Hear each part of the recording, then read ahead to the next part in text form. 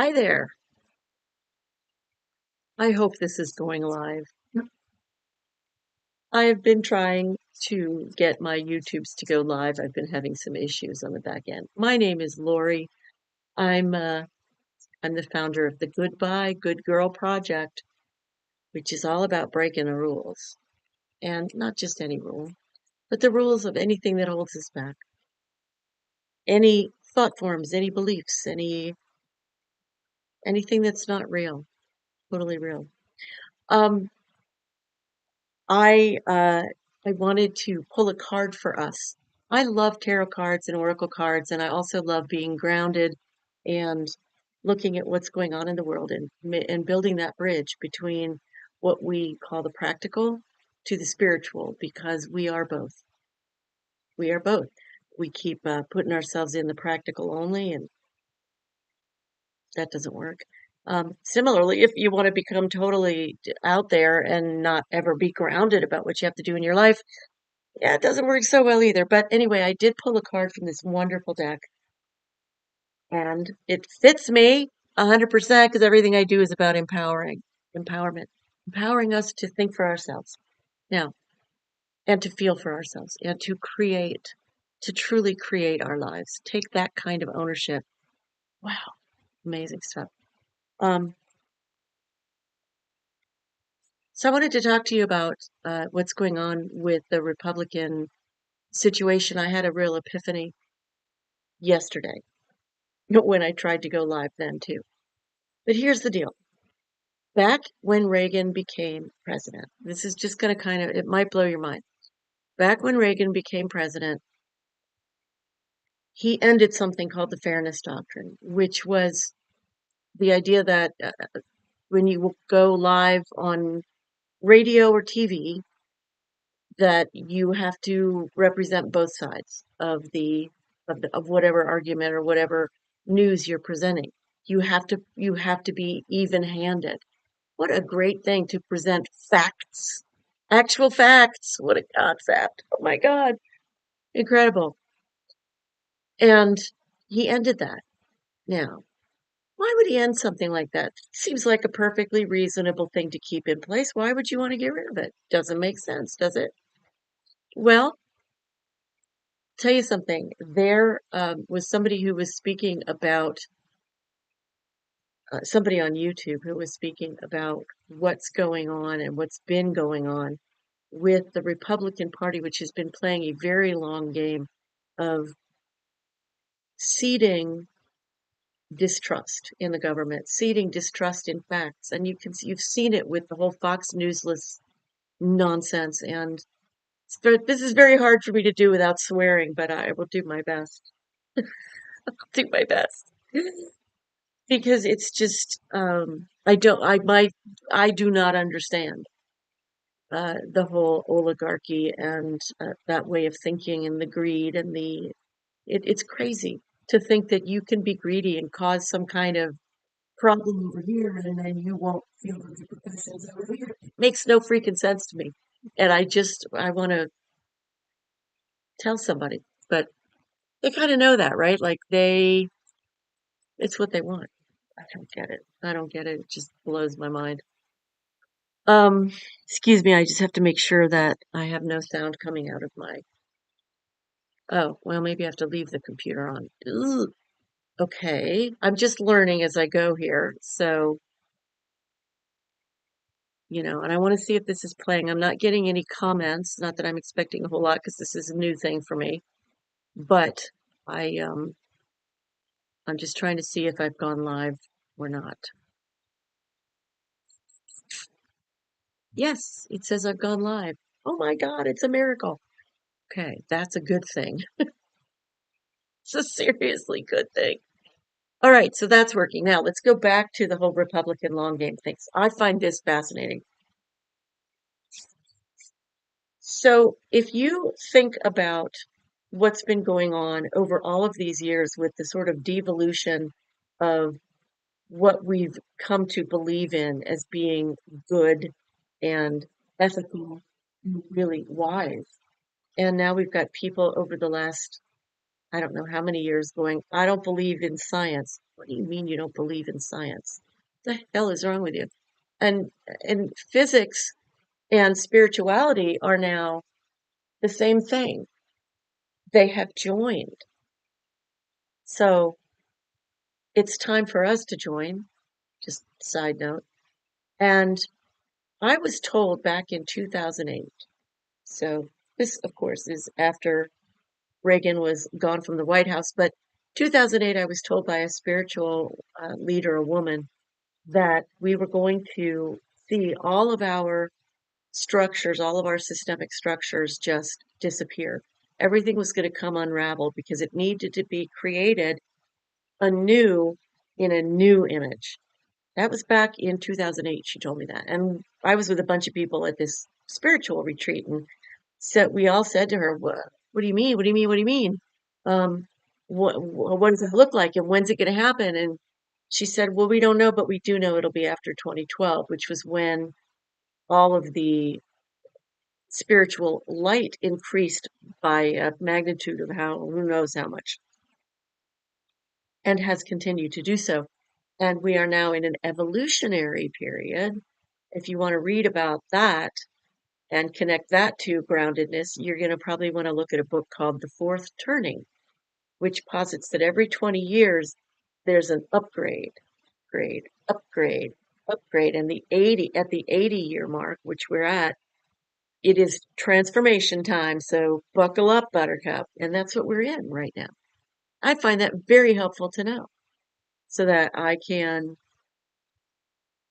keep my eye on the prize and not get as swept up in the daily assault on the senses that is happening right now. And it's easy to get caught up in fear, really easy. And I used to sort of have 5 PhDs in fear. So I overstand, as a friend of mine used to say. All right. So back to the epiphany. So here you've got Reagan stopping the fairness doctrine. You've got the spiritual troops, because I heard it more than once after 2008, that our systems were going to fall apart. We were just waiting to see what would happen because so much light's coming in. And when the light comes in, all of the old structures that need to die, they get really upset. They get really unhappy and they start to lose their minds and they start to crumble. That's where we are right now, right? And I realized that this whole thing with we'll call him Putt Putt and Felon 45. So this whole thing with them plus the muskrat, it's not a sudden thing. It's not just an old man who's mean, nasty, greedy, and all that. I mean, apparently it's been known for quite a long time that he's been aligned and recruited by the mothership, shall we call it, way back, way back. Because he's easy to manipulate. Felon 45 is very easy to manipulate. He may be a bully, but he truly is. He really doesn't have any self-confidence. It's why he needs to feel that much power so that he can buoy himself up. Buoy, not BOY. Anyway, um, they've been playing a game this entire time. Now there's a man that I heard be channeled. He was channeled through a woman also on YouTube. I have to find her name so I can give it to you. And he was the big IT guy who was backing up George Bush the first, I think. And he put into place the initial rigging of the voting machines. And so he was coming through and he was talking about how he feels such remorse on the other side, so to speak, because that they put these things in place and they made these things happen. They made the voting less and less and less and less reliable.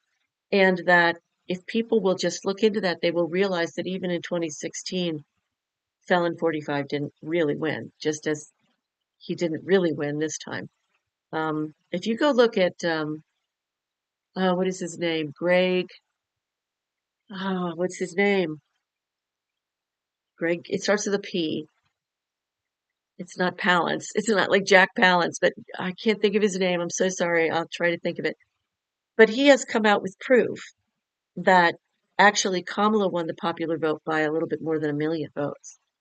So we got a lot of trouble here in River City, so to speak, and proof is going to start to come out. Or that's what the psychics and everybody is starting to say, and it is starting to come out. Now, it's of course not going to come out, like in a big burst like we would like it to, but um, it's coming out. It's coming out. So anyway, here's this guy. His name was Michael. I do apologize. I had this all ready for yesterday when this didn't work. So maybe it's not even working tonight. I don't know. Um, but he was coming through and saying, this has been a deliberate effort by the oligarchs and Put Put to dismantle what we have because enough is not enough for them. Enough is not enough. They are so insecure. They're so insecure. I once heard a story about a guy who was a billionaire and he started losing his business sense, his business vibrational, magic. He couldn't quite do that, his thing anymore. He started to go down financially. Now it wasn't billions. Now it was a billion. And then it wasn't a billion, it was millions. And then it was fewer millions. And then it got down to 1 million and the guy committed suicide. Because for him, $1 million was the same as like 10 cents for us. And he just couldn't deal. It's supposed to be a true story.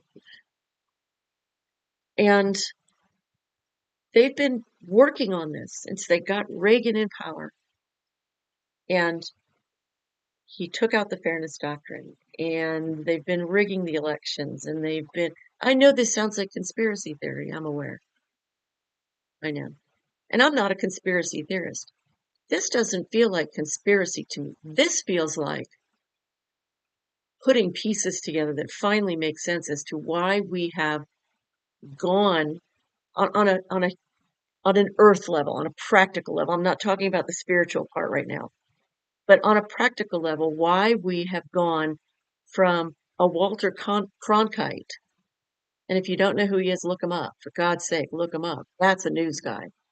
From Walter Cronkite, he used to present the news with facts, both sides, and both sides were not like this. They were like this, right? Um, Same ethics, same morals, just different ways of enacting them. These people say they have the same morals. They say that they have the same goals and ethics, but they don't. They just don't. So it's different. But to go from that to a Fox Newsless, are you serious right now? So none of that has made sense. And then I saw that the other day and I put all these pieces together and I went, oh, that makes sense. Because people with that much money and that much influence, I'm not going to say power, because real power is something else that I talk about, which is empowerment, which is energetic, it's emotion, it is based in our in our ability to be, do, and have anything we want. We are limitless beings. It's incredible. It's incredible stuff. But when I realized, oh my God, they've been playing the long game, I'm like, okay, that makes more sense to me. That makes sense. Because what they've been trying to do is, and let me expound on what I was saying earlier, and I sort of went off track. The idea was to get people to doubt the people in charge, to doubt fact, to make fact expendable so that they could come in and say, confused? Don't worry, we've got your answer. Ta-da! Trump. It makes sense. It all falls together. It's pretty amazing. It's pretty amazing. And then you have Felon 45, talking about supporting Mother Russia. Are you serious? Yeah. So anyway, you already know we're just like having an issue. But what you and I have to do is find the ways to empower ourselves to to find our power in the midst of seeming lack of power. All right. So I use tarot cards to highlight empowerment. That's why it's Empowerment Tarot. And this card, the Knight of Pentacles, Pentacles is about money, supply. Um, and this card is customarily about walking forward, taking steps at a time to get to the reward. And the reward for us has got to be staying on that ground. This guy is walking, he's not even on his horse. He is grounded. And that's what you and I need to do. That's what you and I need to be, is extremely grounded. What does that mean? I love to define my terms. Otherwise, how do you know what the heck I'm talking about? So to be grounded is something we don't talk about much in terms of what does it actually mean.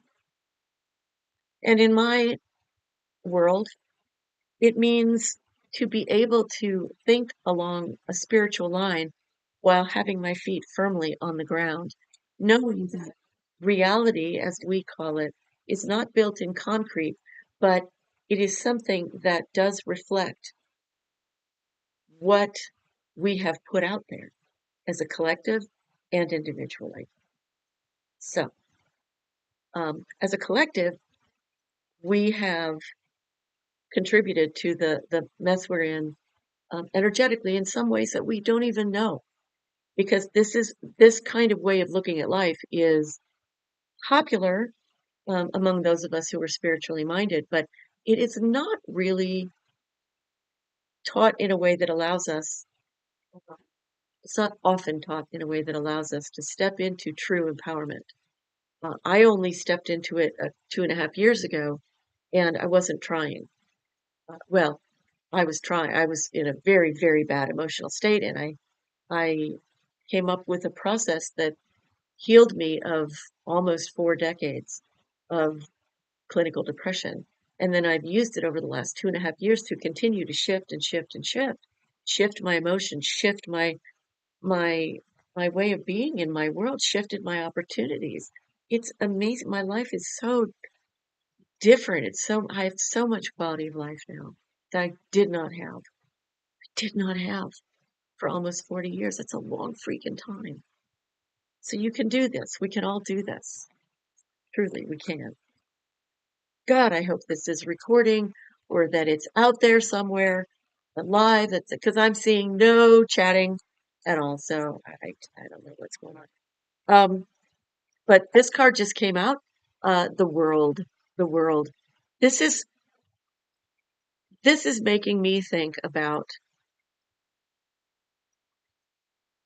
we are in an evolutionary period, and what that means for us is that we have to see what's happening, but we have to look beyond it. We have to hold a vision.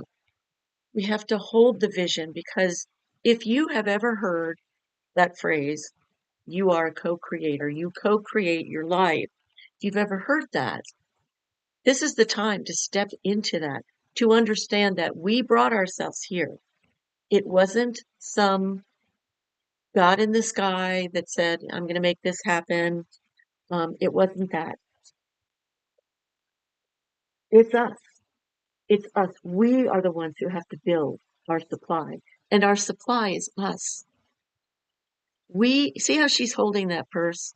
It's hers and it is she. She is the supply, just like you are, just like I am. And our supply, I dropped a card. Hold on. What card was this one? Our supply is our energy, and our energy comes from our emotions. And we can choose to shift from lower vibration emotions like fear or anger. We can choose to shift to up level just a little bit, just a little bit. Even just a little bit is actually enormous. Um, but we really can't allow our minds to keep running off with us. We can't keep making problems worse by trying to think our way out of it. We have to feel our way. We have to feel our way in a time when it can feel really bad these days, right? And we have to find a way to feel our way forward and upward. And we have to envision what it is, the kind of world that we want to live in, the kind of world we want to build. We have to become proactive. We can do this, and we can do this together. You know, the sitting all alone in your apartment thing and thinking you can change the world. No, we have to take a big step into the interpersonal. We have to. That is where we live. We don't live inside computers. No, we don't. We live entangled in one another's energy. And when we keep taking it away, we keep saying, I'm not going to talk to you except through a computer. I'm not ironic. I know I'm talking to you through a computer.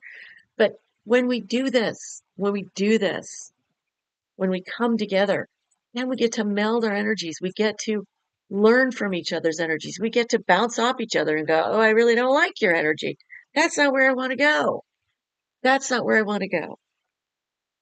And so that tells me things about myself and about what I want to do and who I want to be if I'm not being who I want to be right now. It gives me insight. I get to be in the feminine part of me, which is process. It is the gestation of you. You've got to be in the gestation of you. Stop trying to be in the end of the freaking movie. Seriously. We have got to come together. This card is all about coming together in in joy, celebration, community. That's what this is about. And we can do this in balance. We can do this. We're always going to have computers now and AI and all the rest of it. And it's helpful in all the different ways it is because there are plenty of people out there I can talk to across the world because of computers. Yes. But I want to see you in person. I want to talk to you one on one. I want to see you and feel you in 3D. So we need to step back into emotional intimacy. How do you survive what's going on every day in our culture? Let me suggest that you do a little bit of reading online about your nervous system. In fact, look up the word polyvagal, Polyvagal, polyvagal, and do some research on this. Just a little bit will do you a lot of good. We have to settle our nervous system. And why do we have to do that? Well, of course, it feels better.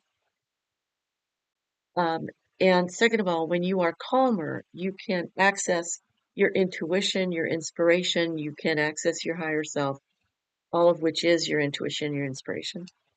And you can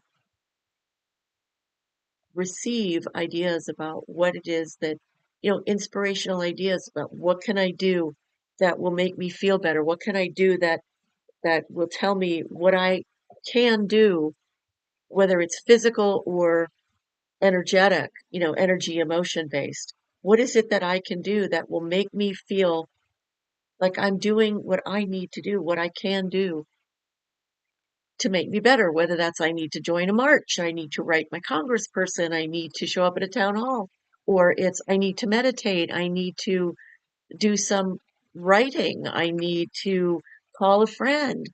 The point is, as our mastery of our energy shifts and becomes stronger, as we practice it more, we begin to change this world.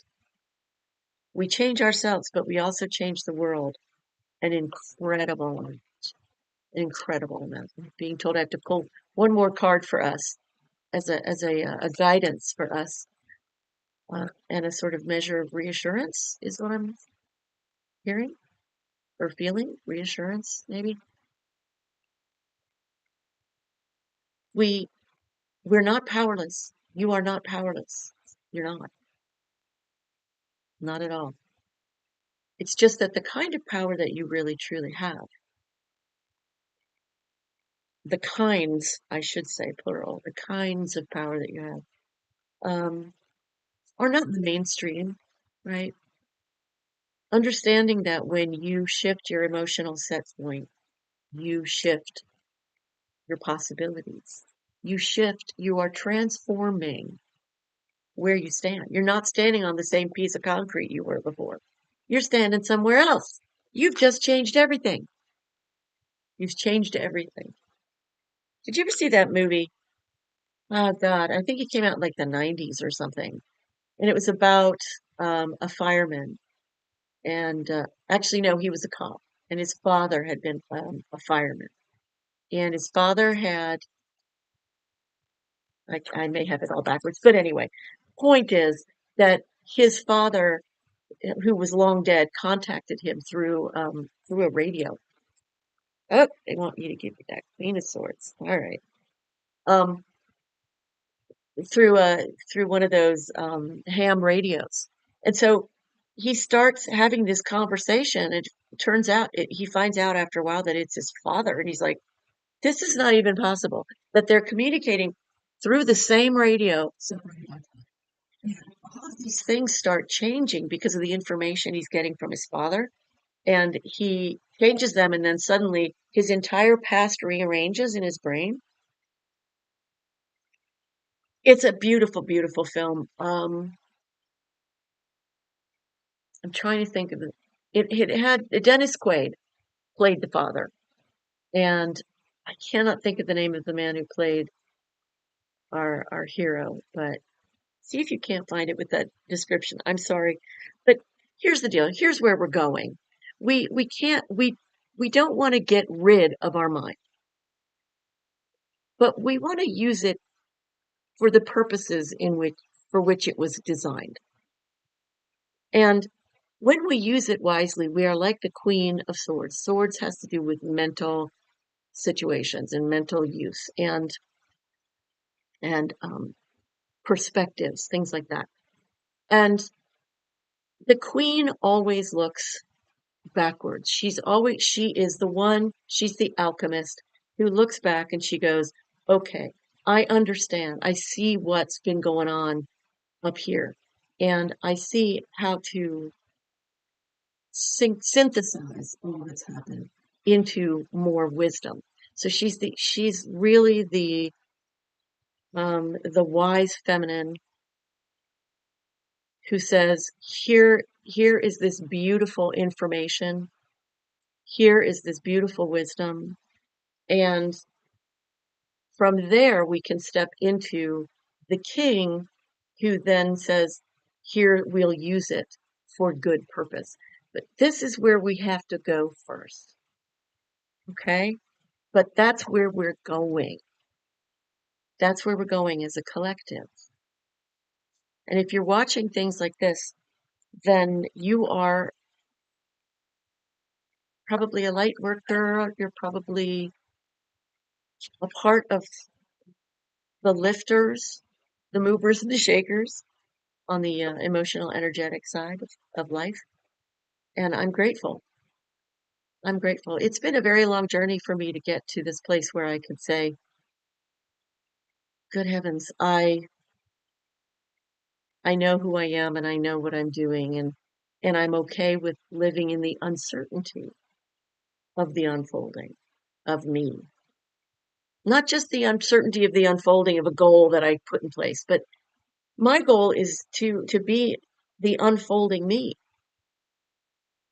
And that meant giving up a solid goal and letting myself be in the feminine aspect of goal discovery, which is allowing myself to unfold, allowing um, intuition, inspiration, realization come to me rather than trying to beat myself into a shape, which so many of us do. Um, but we've got this. We've been given Literally, we've been given everything we need. So, this Saturday, excuse me, I wanted to let you know I'm going to be speaking on Voices of Women uh, for International Women's Day. It is a huge free event. I have the link in the description. Please sign up. I'm going to be speaking, I'll be being interviewed, and then there'll be Q&A. Each speaker has half an hour, and there are different channels that you can get on. So there's different things that people are speaking about. Some people will speak about sex. Some people will speak about relationships. Some people will speak about business. Some people will speak about whatever. There's like a bunch of channels that you can go to and decide, pick and choose who you want to go listen to, who you want to ask questions of.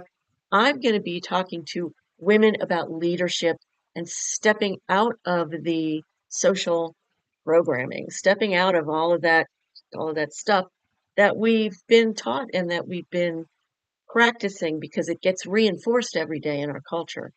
And we haven't known how to step out of it. We haven't known that it was even possible, honestly. Um, so, and it is. I'm here to tell you that it most definitely is. You can claim your life in a way that you've never, ever claimed it, and you can become the kind of leader that inspires rather than the kind of leader who, like the oligarchs, wants to beat you into submission or and take your money, take your wallet and throw you in the garbage. That's not leadership. That's bullying. So, time for women to rise, time for the feminine to rise.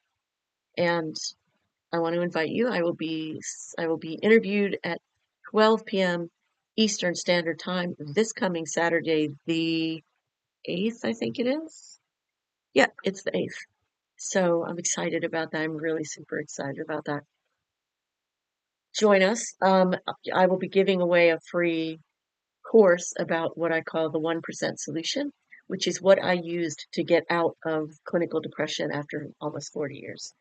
So it's the basis of the whole shifting thing that I've been doing for 2.5 and counting years that has completely changed my life. Um, the story goes on, but hey, maybe some of it will come out on this Saturday. Who knows? Thank you for joining me, and I hope you were able to join me. I hope this went live. If not, try again. I don't know any other word. Well, I know allowing, but perseverance. I do persevere. Thanks for being here. Love and Moxie.